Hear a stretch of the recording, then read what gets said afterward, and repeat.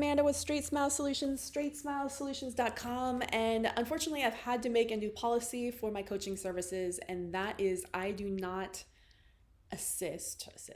I do not coach doctors or educate doctors on early expansion. And I'm talking about expansion like palatal sutural expansion with an appliance that you can get in an orthodontic laboratory or one of these various branded appliances, which I'm not going to name, but if you want to know what I'm talking about, go to my website, Straightsmile Solutions.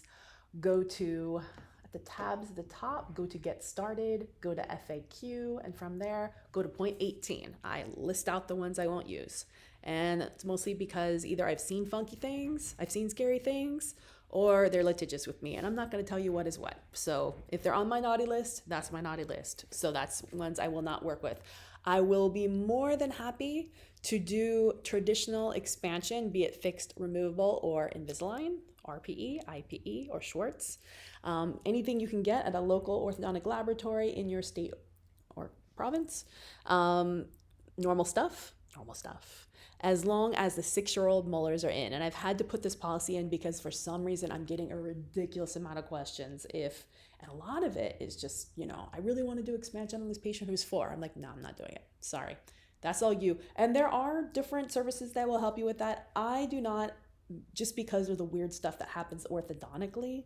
And remember, if you're running this through insurance, you have to finish the case for phase 1 if you're billing D8060, which they're going to assume you're going to bill D8060, which means you have to wait until the 6s are in. You have to wait till 2 to 2, upper and lower is in, 7 to 10, 23 to 26. You have to make them straight, consolidate the space.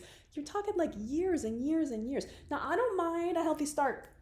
I don't mind a U-trainer. I don't mind an MRC. I don't mind any of these not these prefab rubbery devices they can wear at night at home and munch on. There's a million different ones. There's Froggy Mouth. There's a bunch of other ones from Italy. Nuvola. I don't care. Use those. Don't care. 2 to 5, be my guest. Nothing can go wrong with those. Nothing funky happens with those. I am totally fine. If you're certified, you want to take their courses, you want to spend money to get certified to use those systems. Some require courses, some don't. I'm not going to even go into a lot of those. Be my guest, okay? As long as it's not on my naughty list is listed exactly where I told you where it goes. I would be glad to help you with those. Nothing bad can happen with those. And that matter of fact, it's a great, I'm not even getting into this, why I don't do 2 to 5s, but orthodontically speaking, weird things happen. Yes, maybe you can make the airway bigger, but look at the AAPD's policy statement.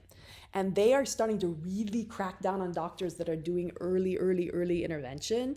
And I'm seeing it all over the place. So they're cracking down because they're saying, hey, wait, if you're saying this patient has OSA, you shouldn't be doing an appliance. If they need orthodontic work, which starts when the first molars are in. Now we're in the orthodontic space. But if you're doing this only for airway, this is not orthodontics, really. You're trying to make this orthodontics, but you can't bill orthodontics because you're not doing phase 1. And even if it's cash, it's getting messy now because you got to follow all of this because people are getting cracked down by their state dental boards. They're having license issues. I'm not going to this. I'm hearing stuff, not with people I know, but secondhand stuff. So follow the AAPD statement.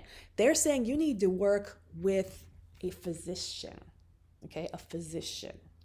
So that's why I'd rather you just wait till the 6s come in, the first molars come in, we're ready for orthodontics. That's fine. Obviously, take your CBCT, take your Ceph, look for the tonsils, do your TNA exam, use the Ferris form, do a SDB screening. Remember, they're saying that here. They're saying screen patients for sleeper was, yeah, do that. Screen them. Assess, look at the tonsils. You can look at the adenoids in the Ceph. Look at tongue position. Recognize that obesity might you should know all this. And also craniofacial anomalies might be associated with OSA. So send them to a craniofacial team if you need to. Refer to an appropriate medical provider. And these are the people they say. ENT, sleep medicine physician, pulmonologist. They need diagnosis, okay? That's what they need, not appliances put in at age 2 to 5, okay? So that's my position. So I've had to put that position out there because you guys are coming with me with cases. And I'm like, nope, sorry, I can't help you with that case.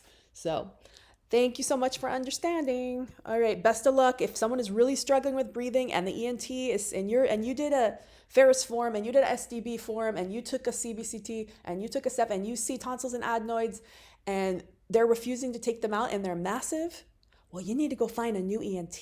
Okay? Because you know what? If you have that report from Beam Readers or 3DDX or Bertha or whatever, saying that these are massive and here they are and this is this and this is the size and this is the size of the airway, and you have all those papers, the Ferris form, you have the photos, you have the SDB form, you know, you have a My Phase 1 Smile form, whatever, and if you send this to the ENT and they're still not willing to do the surgery, well, that's a problem, you know. Then you go to then maybe you need to go back to the primary care physician and they're still not willing to do it. Send them all that data. Well, you know what? Now your patient has to go find another ENT. You got to keep hitting because some ENTs just not going to do it. They're not going to do it. Okay. And I get it. If they're really struggling and they're bedwetting and they're having to sit up at night in order to breathe and they're struggling to breathe at night